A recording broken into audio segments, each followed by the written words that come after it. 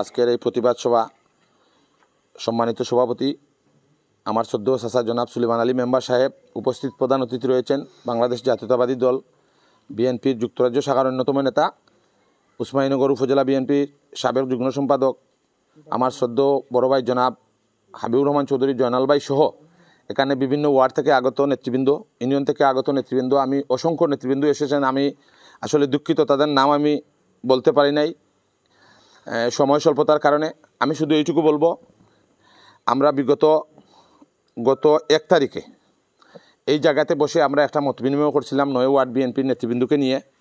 কারণ গত মাসের 24 তারিখে বাংলাদেশ জাতীয়তাবাদী দল বিএনপির চেয়ারপারসনের উপদেষ্টা আমাদের উসমানীনগর বিশ্বনাথ সিলেট 2-এর সাবেক সংসদ সদস্য আমার শ্রদ্ধেয় নেতা জননেতা জনাব এম ইলিয়াস আলীর সহধর্মিনী জনাবা তাহসিনা রুশদী লুনা ম্যাডাম, তিনি একটি দাওয়াতে এসেছিলেন আওয়ামী রেজিমদের সহযোদ্ধাদের বাড়িতে, যার কারণে এই বিষয়টা নিয়ে আমরা একটু ক্ষুব্ধ হয়েছিলাম যে ভাবি তো উনি সব বিষয় জানেন না, অত্র এলাকাতে যারা রাজনীতি করেন তারা সব বিষয় জানেন।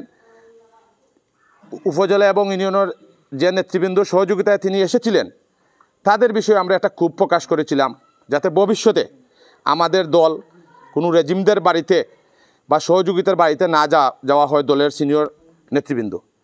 এই লক্ষ্যে আমরা একটা প্রোগ্রাম করেছিলাম। এখানে উপস্থিত ছিলেন বিভিন্ন ওয়ার্ড বিএনপির নেতৃবৃন্দ, ইউনিয়নের নেতৃবৃন্দ অনেক ছিলেন, কিন্তু দেখে 5 জনকে শোকজ করা হয়েছে। উসমানীনগর উপজেলা বিএনপির দফতর সম্পাদকের স্বাক্ষরিত শোকজ লেটার 5 জনকে দেওয়া হয়েছে। আরও 5-7 জন নেতৃবৃন্দ ছিলেন, তাদেরকে দেওয়া হয় নাই বিভিন্ন নেতার ক্লোজ মানুষ থাকার কারণে। আমি শুধু এইটুকু বলবো, আমরা বাংলাদেশ জাতীয়তাবাদী দল বিএনপির সিলেট 2 আসনের জননেতা এম ইলিয়াস আলীর গুমের পরবর্তী সময়ে চেয়ারপারসনের উপদেষ্টা জননেতা জনাব এম ইলিয়াস আলীর সহধর্মিনী জনাবা তাহসিনা রুশদী লুনা এই এলাকা নেতৃত্ব দিয়ে যাচ্ছেন। আমরা তিনির মাধ্যমেই রাজনৈতিক কর্মসূচি পালন করে যাচ্ছি।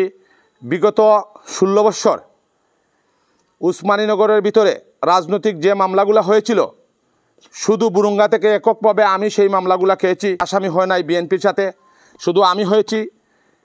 জুলাই আগস্টের পর থেকে 5ই আগস্ট যখন এই রেজিম সরকার দেশ পলাতক হয়েছিল, সেই দিন আনন্দ মিছিল হয়েছে, সেই মিছিলেও আমি ছিলাম।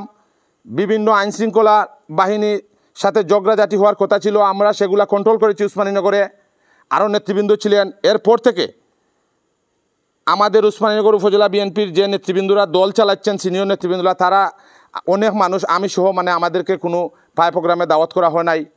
তা আমি এখানে লাম্পা বক্তব্য দেব না, শুধু এইটুকু বলবো যেন এখানে ইলিয়াস আলীর সহধর্মিনী জননেতা এম ইলিয়াস আলী সাহেবের সহধর্মিনী আমাদের নেত্রী তাহসিনা রুশদী লুনা বেগম খালেদা জিয়ার উপদেষ্টা হিসাবে রাজনীতিতে নেতৃত্ব দিয়েছেন।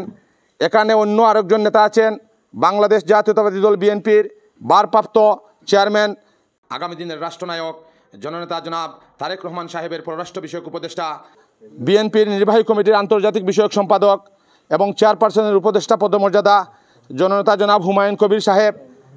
তিনিও আন্তর্জাতিকভাবে পৃথিবীর বিভিন্ন রাষ্ট্রতে বিএনপিকে টিকানোর জন্য কাজ করে গিয়েছেন। বাংলাদেশে তারেক রহমানের বিএনপি, শহীদ রাষ্ট্রপতি জিয়াউর রহমানের বিএনপিকে শক্তিশালী করার জন্য তারেক রহমান সাহেবের নির্দেশে কাজ করে গিয়েছেন। তিনির বাড়ি হচ্ছে আমাদের উসমানীনগরের 1 নং মোরপুর ইউনিয়নের আবসপুর গ্রামে। তিনি আমাদের এলাকার একজন আপলাইনের নেতা হিসাবে আমাদের সাথে ভালো সুসম্পর্ক রয়েছে। তো তিনির সাথে সুসম্পর্ক থাকার কারণে যদি আমাদের যে 2 নেতা এখানে আছেন, আমরা তো উভয় নেতার সাথেই আমাদের সম্পর্ক রয়েছে। বাংলাদেশ জাতীয়তাবাদী দল বিএনপি আগামী নির্বাচনে যাকে দানের শীষ মনোনয়ন করবে, আমরা সবাই ঐক্যবদ্ধভাবে তাকেই আমরা ভোট দিব, দানের শীষে তাকেই নির্বাচিত করব। এখানে বিবাদ ঘটানোর কোনো বিষয় আমার চোখের দৃষ্টিতে নেই।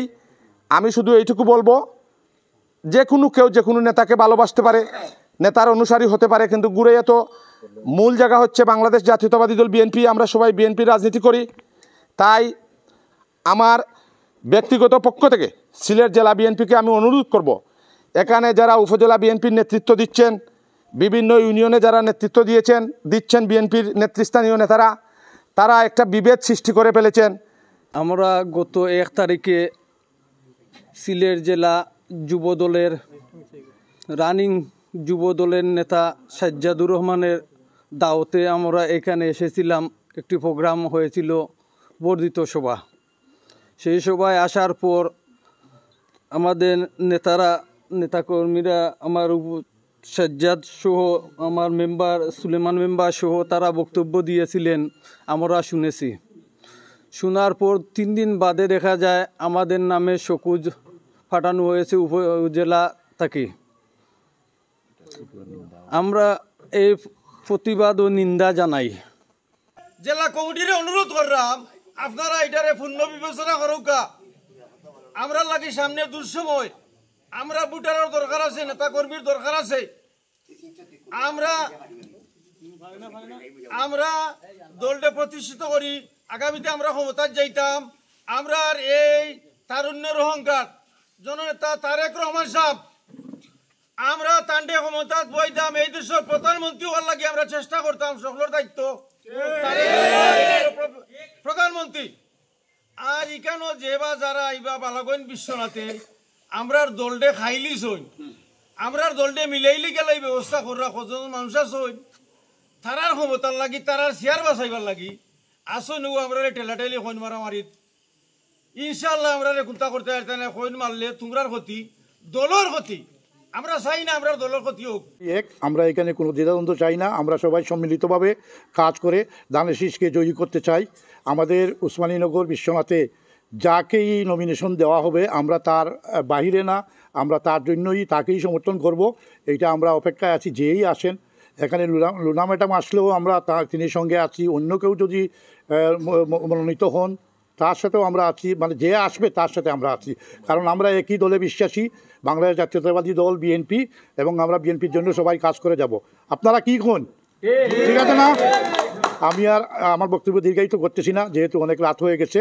সবার কাছে আমার সালাম, কষ্ট করে আসার জন্য অশেষ ধন্যবাদ। আসসালামু আলাইকুম।